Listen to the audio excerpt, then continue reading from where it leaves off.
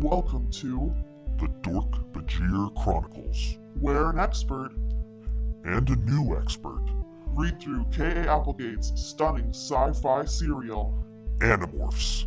Join us. Join us. Join us. Join us. Join us. Come on, get in here.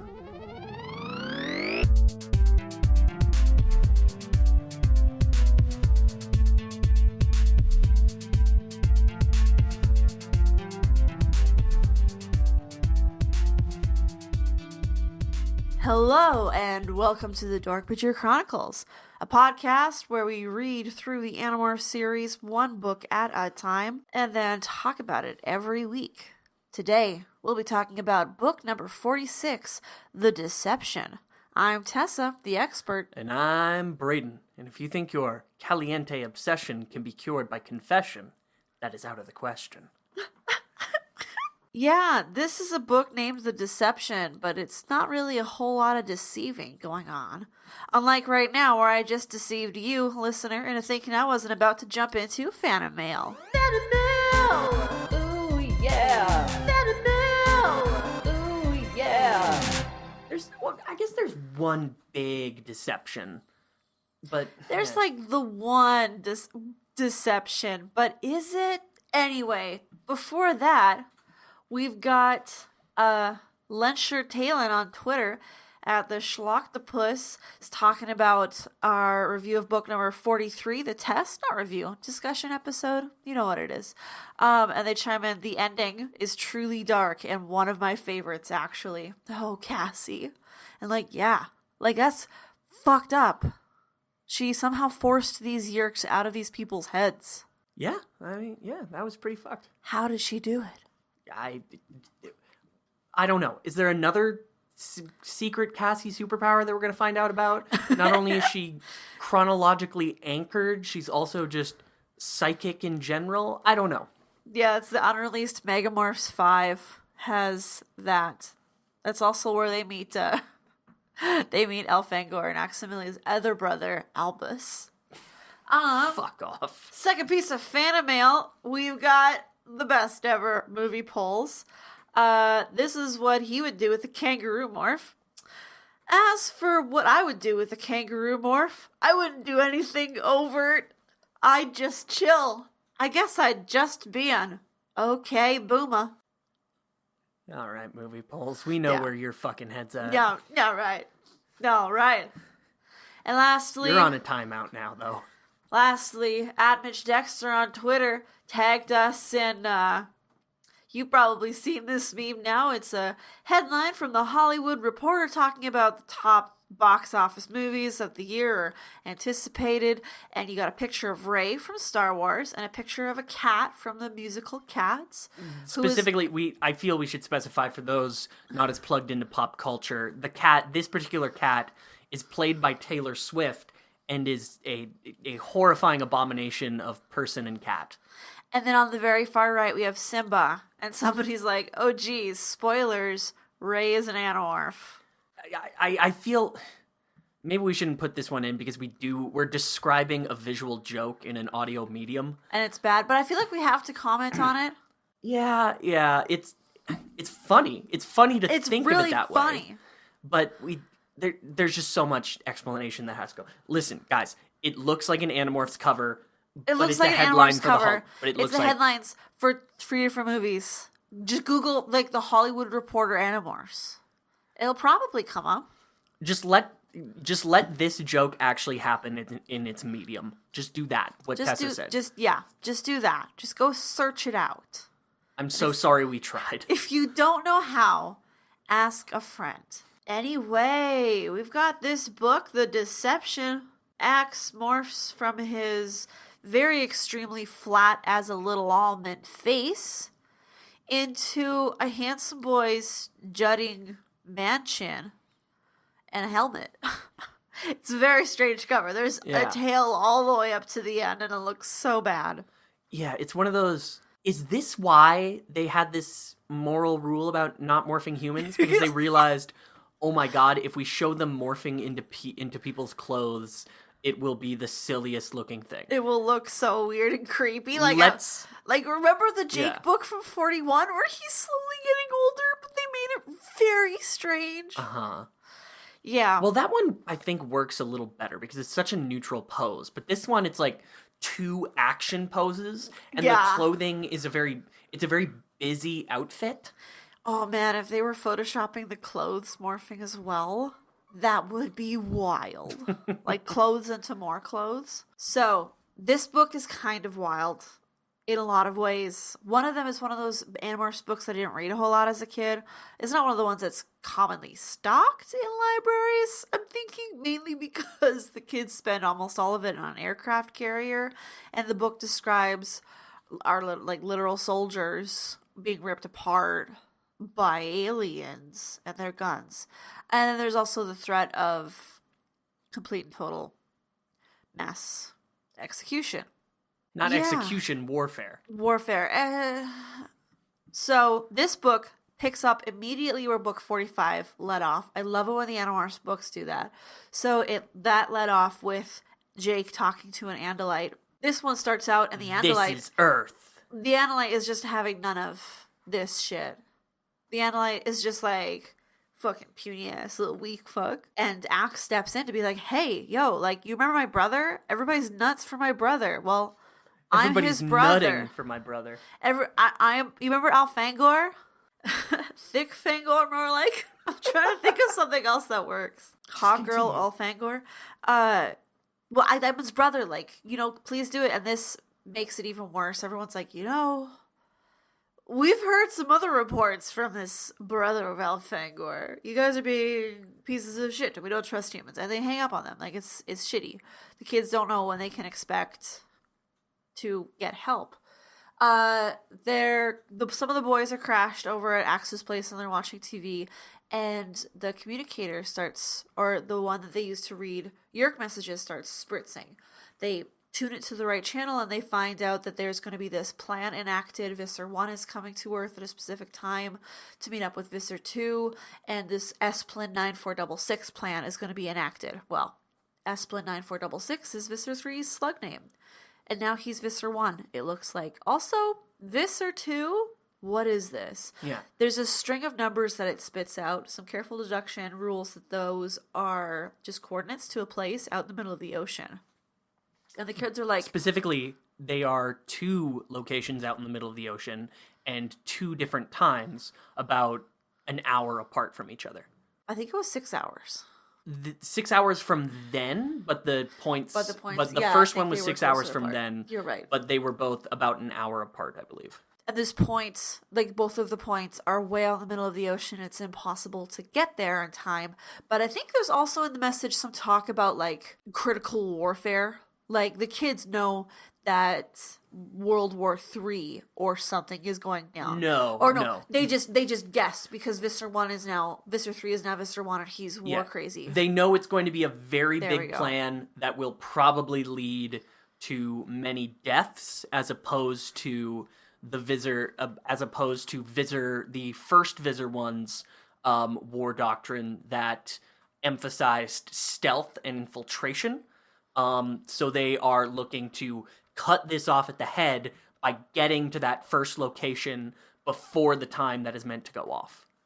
Yeah, that's what that is. So their logical thought is like, okay, well, if something terrible is going to happen, we're in the end game here, and the Andalites have said they're not going to help out. We can't just morph dolphins and swim there. We can't just morph seagulls and fly there. It's way too far. The next logical step is to kidnap a U.S. military fighter jet by knocking out the pilot and the co-pilot. Capture a jet. You don't kidnap. It's true. You don't kidnap military You just knock tech. them out and put them in a locker. And that's what they do. And that's what they do. And it turns out one of those pilots already a Yerk. They recognized an Andalite. So these motherfuckers. So they realize we're going in the right direction. They are infiltrating our military. Yeah. And it was Rachel and Axe are the ones. Axe is going to be the pilot because he's got the most piloting experience and he can figure things out really fast. They rocket there. The radio is going, you guys were not scheduled to take off. And then they find that the real pilot and co-pilot are stuffed into a locker and like, who are you? Where are you? We're going to blast you out of the sky. So they have to abandon the plane. This is wacky ass maneuver where they abandon the plane and jump out and morph to birds like super fast. And all the other animorphs are on them as fleas. And they all morph to seagulls like super fast in the air and float down onto this aircraft carrier. I think they do hit the water, actually. Oh, they morph have in to- the water? yeah. That was the thing, was Axe had to slow down enough so that they could hit. I knew there was some kind of explosion. I got it mixed up with book 44, where the bug fighter or the plane explodes. But they find out that the location that they're sent to is the location of the USS George Washington and a fleet of battleships. The USS George Washington, of course, being an aircraft carrier. There's a lot of military stuff happening on this plane. Jake is a big military buff, which we kind of known before. There have been hints about that. And he is like describing all of these things like, oh, that's this part, this part, this part. I read about like the Washington, so I know he kind of becomes the navigator for the book. He knows how to get where. So now the kids have to kind of look around and see what's up. They've got to do some investigating. They find out that Visser 2 is an admiral in the military, and I think they figured this out because Chapman is in a uniform and is on this boat too, hanging out, and almost immediately Visser 2... Quick pause. Is he just there in disguise? Like, did they just give this to him? Or did they actually go through the paperwork of like, hello, there is this, what grade are they in? He's assistant principal of an elementary junior high school. You must promote him to sub-admiral immediately. Like, how many people... Wow, yeah. How large an operation was this to just make sure Chapman was on this fucking boat? But, like, with enough of a paper trail that no human suspected. Like, there was Yerks doing their due diligence that way. Man. They could have... and he doesn't even do anything for this plan. They could have just... He literally could have phoned in. Like, I don't even know why he's there. Maybe just to report to Visser 1. Because he's Visser 1's lackey boy. Yeah. So, they're like, okay, we figured out the plan. They're probably going to infest the captain of the ship. And, like, there's some nukes on board. They could blow those at somebody and start World War III. Axe goes in Andalite form. There's a lot of fighting in this book. It's a lot of fighting the whole time. It just in different locations and different consequences and more death and dismemberment. And it's honestly kind of hard to keep track of it all. Eventually we find out that why there are two locations is because the USS George Washington is going to be attacked and by Yerk forces, but they are going to play it off as they were attacked by Chinese naval forces, by a Chinese submarine to be specific. And once they attack and destroy this submarine, that second location is the location of a submarine, a U.S. naval submarine entirely run by Texans, who will launch that sub's nuclear payload at China.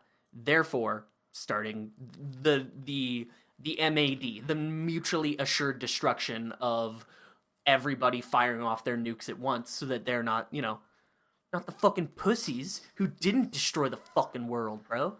But I am tired. Then have a nap. Then fire the missiles. What?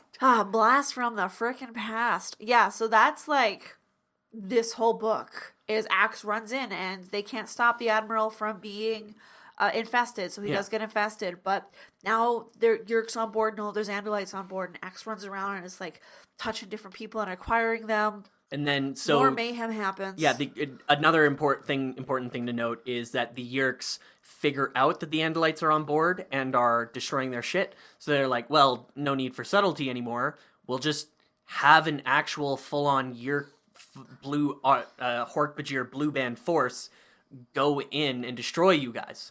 Like, there's a bug fighter comes swooping around and is blasting at the ship, and the ship is blasting back. It's like, we don't have to worry about witnesses. We don't have to worry about witnesses. We're trying to start nuclear Armageddon. And it's at this point they start trying to come up with plan, like, how the fuck do we corner these guys? And how do we get them to call off the nuke to China? and they grab the Admiral with Visor 2 in his head. That's the second time you said it. It's Admiral. What did I say? You're saying admirable. Oh. Like the virtue. It's very, very sweet. Sorry, let me stretch my lips.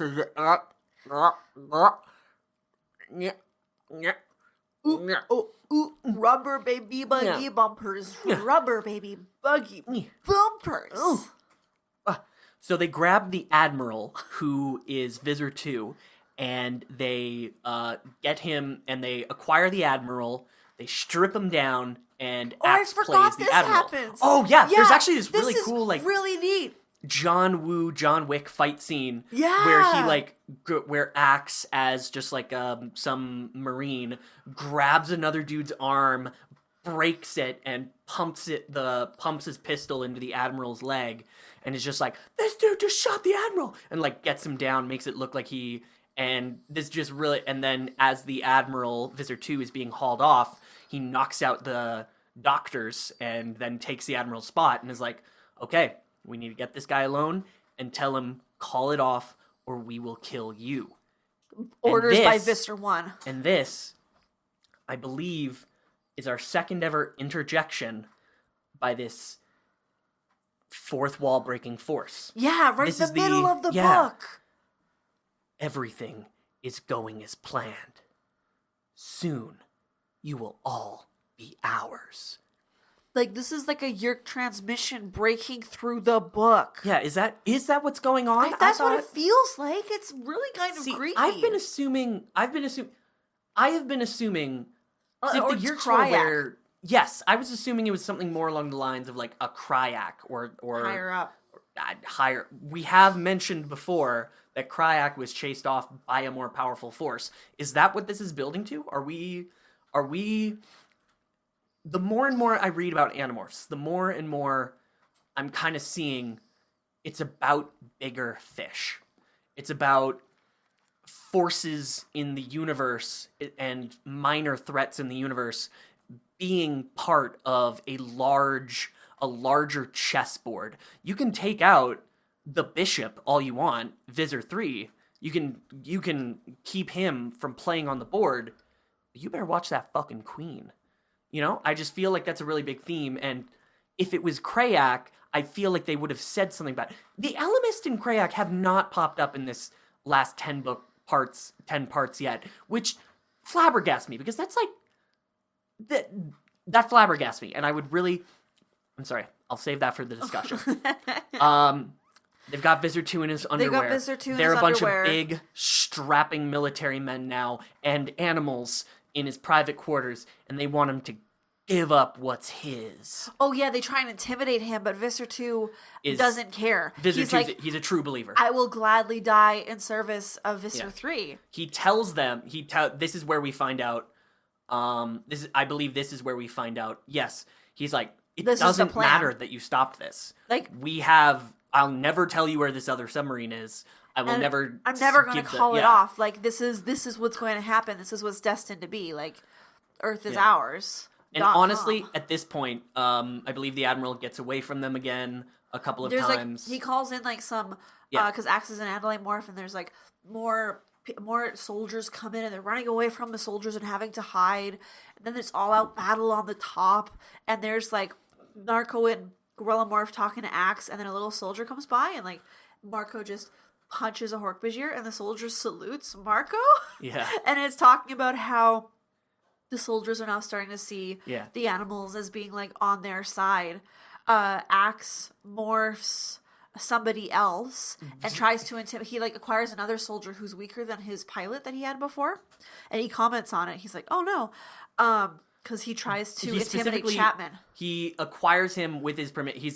He specifies oh yeah, he even asks, with your permission. With your permission, I would like your DNA and outer clothing. And the guy's like, I'm catching on to what's going on here. Big thanks for the help, buddy. And he gives him his clothes and lets him acquire But not a sexual way. Yeah. Not in a sexual way. But it was just a very nice, fun little exchange in the middle of this. Thinking about this dude stripping down and handing his clothes over to an alien with a nice little salute and a handshake in the middle of this, smoke and bullets battleground. Explosions. everywhere. Flames on the side of my face. So Axe goes into Chapman's room and tries to intimidate him. And Chapman, I think, kicks him or something, or somebody else bursts in and reacts too fast and hurts him. Yeah. Because for some reason, something happens and now Axe is kind of injured, and he's way more injured than he thought he was. Like, I think he gets shot in the leg and he blacks out. He blacks out. And it's like, oh, frick, I should have morphed my great big beefy guy because he was hardy. It's at this point, eventually, they get the Admiral again, and they realize this is going out of hand. We are not going to get him to give it up. They are loading the nukes onto a plane now. They don't think that. Axe thinks that. Right. Well, Axe everybody is kind of realizing it, and they are all trying to come up with a plan, but Axe has a plan. And he tells Jake, well, there's only one thing that he'll care about, and it's the destruction of the Yeerk pool.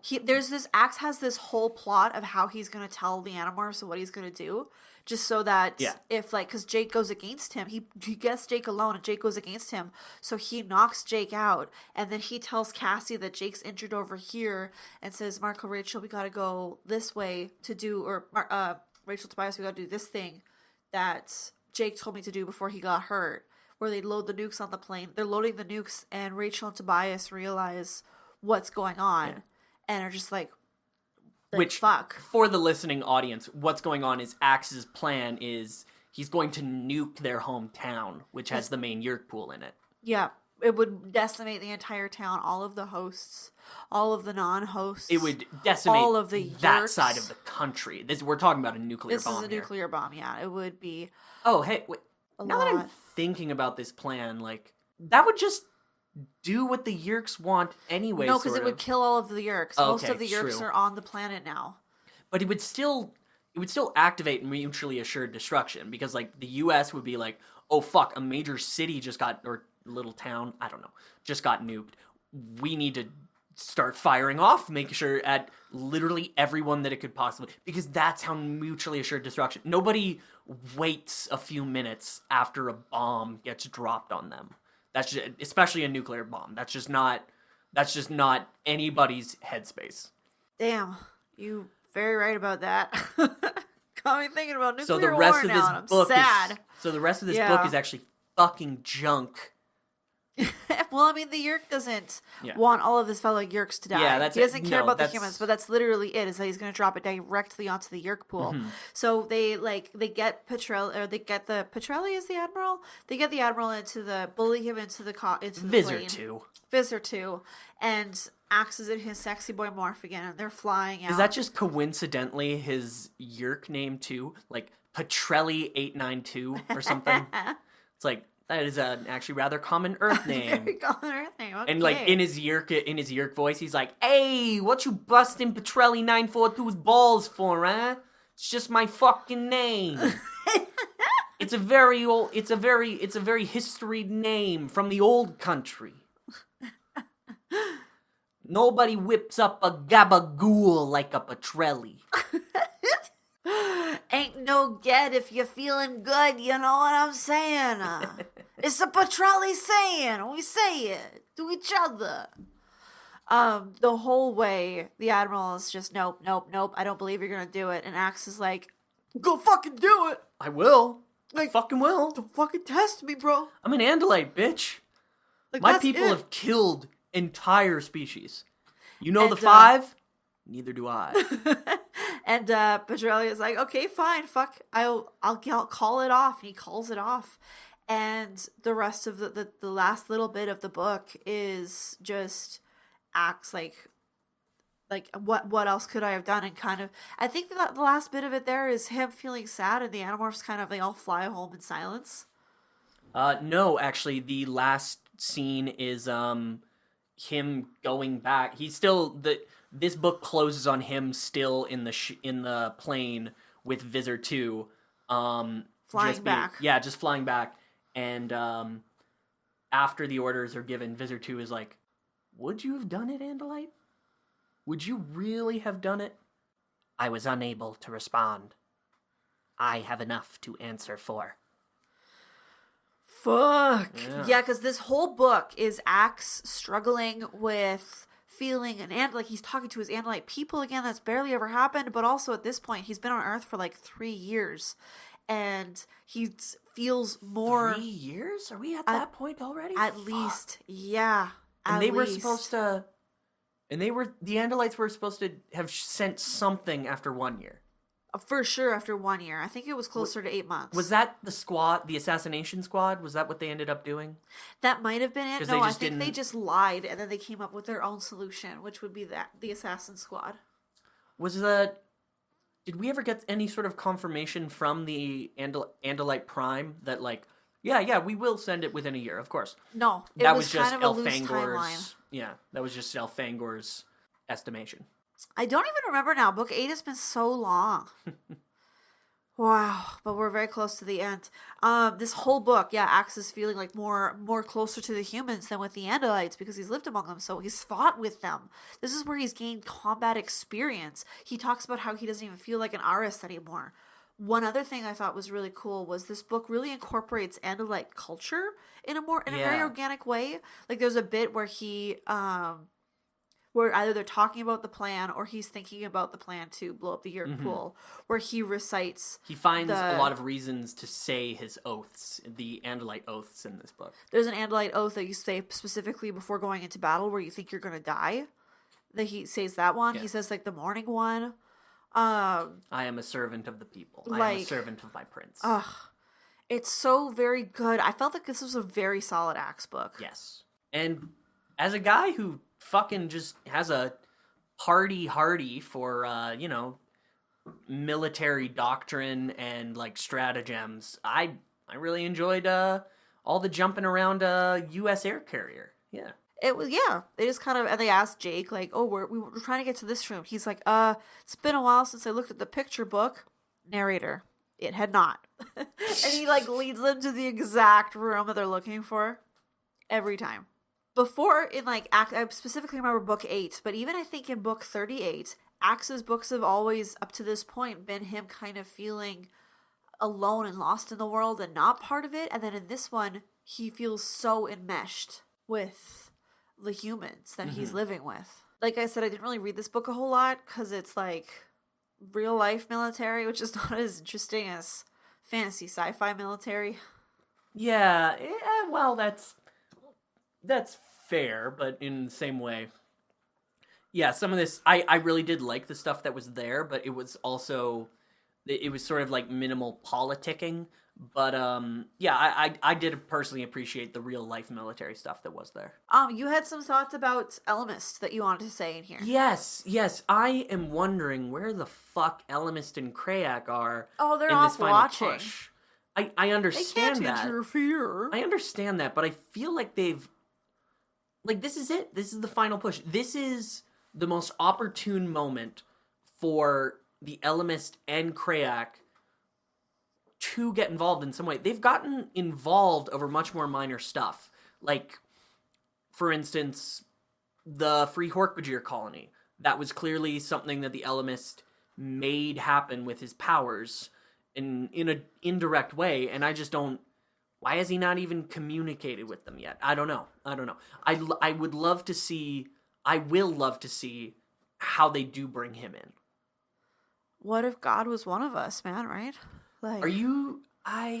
what? Just like his, gods never answer when mortals think they will. All of those myths and things. That's what the Ellimist always feels like. He's a god. They talk about the fate of whole creatures. What else could he be? Yeah, I honestly, like I said, there's a couple of books here in the end that I don't really remember, and this was one of them. But I also don't think Ellimist or Krayak would have had a place in this one, especially because Krayak is very much focused on Jake and Rachel. If anything, I feel like this is the book that I don't know how much higher the stakes get in the next ones, but complete nuclear Armageddon of this planet that both Krayak and the Ellimist are invested in the warfare on, that feels pretty big to me. No, don't worry, dude. In a couple of books, they have to sneak into a dance. It's a fancy person's dance, and Marco and Tobias and Axe have to sneak in. and the Elemist and Krayak show up personally, and their bodies are both hot teenagers. Yeah. So much more high stakes than Armageddon, of course. Yeah. Yep, they specifically talk about like a soggy gray dress. Hoo-hoo. A soggy gray? What? Yeah, it's anyway. Let's move on to Animorphs ER, shall we? Let's do it. Yes. Animorphs ER. Animorphs. This is the segment where we diagnose an issue in this book and try to find a more creative and effective solution. Now, Tessa, we have written nothing here. What's our Animorphs ER this week? Animorphs ER. I think a good one would be, how else do you go out in the middle of the ocean without kidnapping and acquiring military people? Right. Like, yes, they can safely assume it's military if they can assume that the Yeerks are going to be in all-out warfare. But the Chee could probably fly. You just have to ask them politely enough. Yeah. Could they get involved in this one because they would be delivering them directly towards a full-on, like... We've established in the last few books that they can't even deliver materials if they feel that they will be used for violence. Well, and like, it's ridiculous because, as Movie Polls was saying on Twitter there, book 32, he electrocutes both Rachels, and he says that this is going to hurt. Yeah. That's violence. Is Movie Polls just like the third host now? He's like that fact checker Twitter that like, or rolls all statistics or something. He's like, he's just all of the Twitter accounts that have been made. He's like an is this art Twitter, but just for us. Just for us. Just like focused solely on us, and we love him for it. Because the sharks aren't going to be fast enough. There's nothing that goes that fast in the water. Yeah, actually, that's like might be the best option is military. Oh, wait a minute. Morph Michael Phelps. And there use his you freakish go. mutant body to swim out there, we fast go. enough. Yeah. We've already verified there's a planet Hollywood in this location because morph a of book boat. 17. Or just morph a boat. But just like Michael Phelps is definitely going to be there. Yeah. Right? Or just like, you could probably get in way less trouble by just stealing a regular plane? any other very fancy boat. Like, there's a lot of very fast boats out there that I think that would be much easier to get your hands on than one that's literally kept on a military base. But how fast can a fast boat go? And also, you said boat. Did you mean plane? Because they take a plane. Yeah, I know they do take a plane, but, like, they know it's in the middle of the ocean, and... Yeah, I did mean boat. Okay. Boats and planes can get you to the ocean, Tessa. I just meant because then you referenced the military thing, and I'm like, I want to make sure that you know that they didn't steal a military boat. No. In comparison to stealing something that was on a military base, they could have just stolen a regular boat. But how fast can a boat really go? Like, how fast is knots versus MPH? Yeah.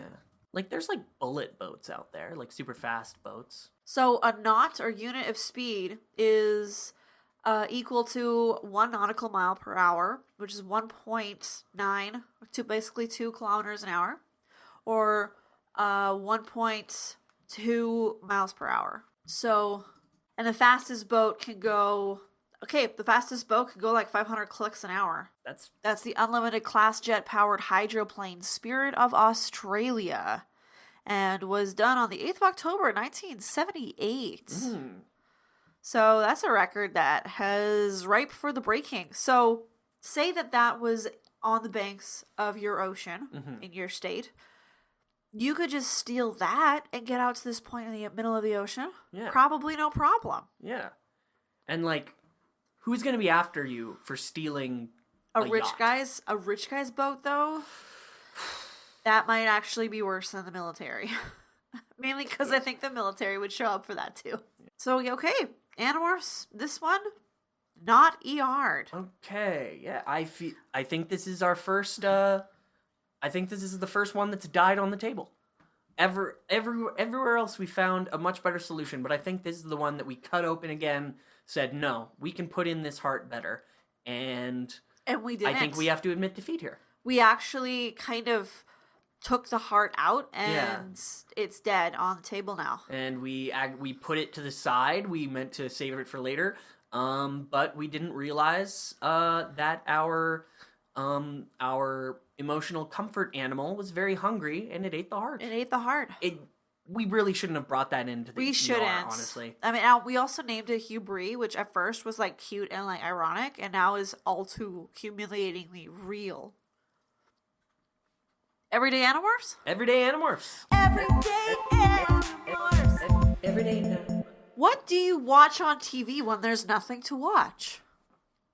How would you use morphing to figure out what you want to watch on TV? That's way better, because you have to put morphing into an Everyday Animorphs. Yeah. But that's what they're doing at the beginning, right? Is Marco's hanging out with Tobias and Axe, and Marco's complaining that there's nothing to watch. Well, I mean, Axe is a whiz at hooking up old technologies, so I think the simplest thing to do would be just get a dozen or so screens. One of us morphs a fly, and the other one just which we know flies experience time in a much different way. It's like things are going in slow motion for them. Sort of. Do we know that? Yeah. Well, they at least have very quick reflexes, and they notice details faster.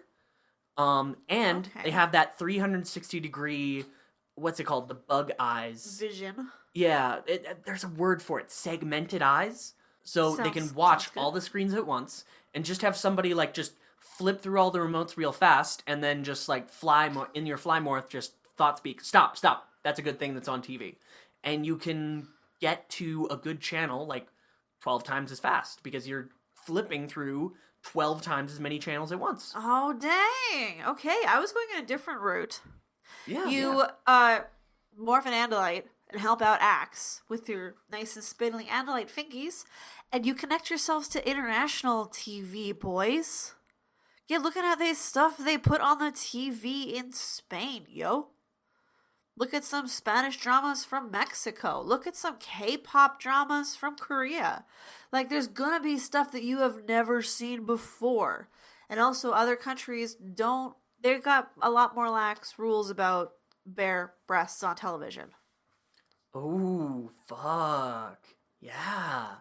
I was not behind you there. I was like, it might be a bit hard to get. Face. It might be a bit hard to get internet, but no, that's worth it. That's worth it to see some hot mamacita putting her tatas in the wild. Ugh. Just in the middle of the woods with your boys jacking it. Sofia Vergara before she got found for an American audience. Let's do a segment we haven't done in a little while. Yes, let's. My life. My morph. How would you use a sexy boy fighter jet pilot morph in your own life for purely personal reasons? Oh god.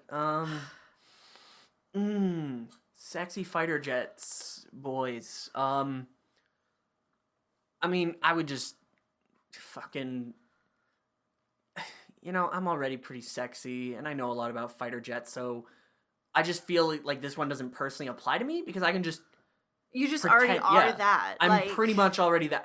You're basically already that guy, Brayden. Yeah, that's pretty much already who I am. Yeah. I don't know, I guess I could morph into somebody with like I was gonna say sexy battle scars, but you don't morph scar tissue. He's a fighter jet. He doesn't wear glasses. You would be able to see the vision without having to wear glasses or put in contacts. Right. That would almost be worth it. You could just go to sleep without taking anything out. Or off your face. Okay.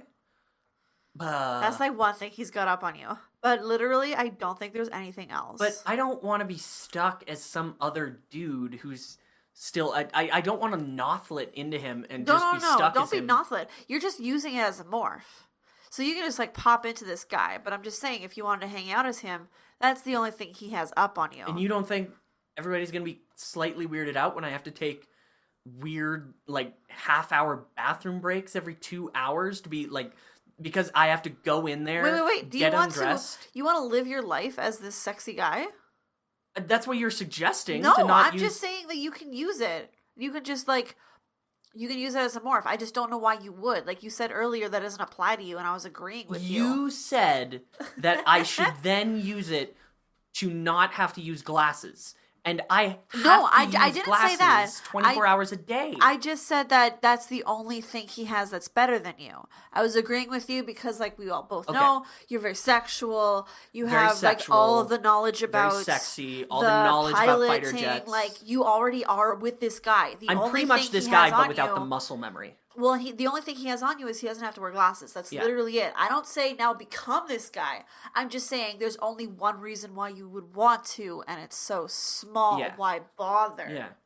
And glasses are fucking awesome. Glasses are great. Yeah. They make you look like super smart and super hot. And even when they're inconvenient, like when you're like, you know, using your sexy fighter jet man knowledge and body to mac on chicks, and you get like sexy ladies makeup all over your face. You wake up in the morning and you have, you're like, oh no, there's gunk on my glasses. Where did it get? Oh yeah, macking on honeys. Right, like it's... So personally, I guess this Not is that another, useful. for us, this is another shot in the barrel that missed all them fish. I don't think all of the fish have been missed, because I have a couple of things that I would do. Oh.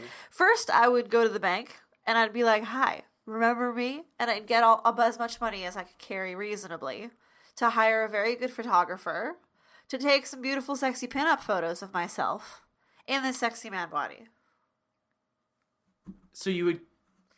And then I could print it out as a calendar and then just have my own thing. You know, it's holiday season, guys. Have you ever gotten one of those novelty gifts that's just a bunch of pictures of sexy dudes and it's supposed to be a gag gift? Well, cut out the middleman. Become the sexy dude for your holiday white elephant gift exchange party calendar. I love the enthusiasm. I love the entrepreneurship behind this. One big ethical problem. Yeah, it's definitely a sex crime. This is a sex crime. This is a sex crime. You're describing a sex crime. This is a sex crime. You're using to do this this, man's sexual body, actually sexual do this personhood to would be a terrible make money without his thing. consent. And you didn't describe giving him any money. No, and what Also, makes it you worse is... in fact, you actually described stealing money from him. I did, yeah. Anyway, we don't have anything...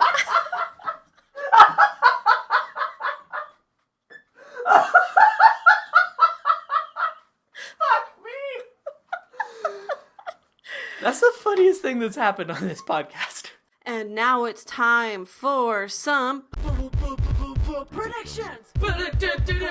Predictions. right in. Yes. Can you tell me what's going to happen in book number 47, please? All right. Let me just look at that cover quick. It's the very terrible Jake to Beaver one. I think it's my worst cover ever. It's pretty dumpy looking, yeah. It is like a Photoshop mistake. Neither he nor the beaver look happy to be there, nor do they look happy at joyous at any point, which might be part of the theming of the book, but let's find out. Jake's also Okay. very strangely placed. He's way too big. Anyway. The tagline is, what would you do if you lost your mind, ... to a yerk? This is a little late to notice, but I'm starting to notice a lot of ... in the Taglines? The taglines? Yeah, they all end in ... I don't even they think if do. tagline is the correct word. They're really more like stingers. Okay, fair. They're like sound effects. Yeah, features Jake, green, very dumpy looking t-shirt, transforming into a very sad beaver. It's called The Resistance. We're getting very close to the end here. The tagline insinuates something to do with yerks and losing their mind to them. I would predict that this will be the book, and the name Resistance gives me this idea as well. I predict that this is the book that we will start seeing some non-animorph human resistance to the yerks. I believe that perhaps some humans are going to start catching on their own, or perhaps the animorphs will be telling more people about it, trying to like actively create a resistance perhaps. Whoa. And we are going to see a large scale human effort to destroy the Yeerks. Damn, dude, that sounds so cool. It would, yeah. I really hope that that's what happens. I don't really remember, but man, all right. All right. You can find more of our stuff on Twitter, Tumblr, Oh, wait, Instagram, Did we get anything from the friends or at home? Facebook. No, we did not. Yeah, that's fair. I don't think we wanted to know what they would do with a sexy fighter pilot boy. No, But feel free to put it in the comments. I swear to God, we'll be back to it. Crime was enough. We'll be back to it when we'll be back to that in book 47 with Le Bear. I heard bear, and I was No, like, no, "That's no, a no, baby bear." Bear. No, I was reaching into my ancient Franc Canadien Fair Trader roots. You can find more of our stuff on Twitter, Tumblr, Instagram, or Facebook. Remember to subscribe on iTunes or wherever you get your podcasts. Or else. Or else what? I don't know. You're supposed to say an or else what? I know, but I wanted to do a different bit today, so I lured you into that. You bastard! And my name is Tessa, the expert. And I'm Brayden, the trickster. This has been Trickamorphs. The Prank-Bajir Chronicles.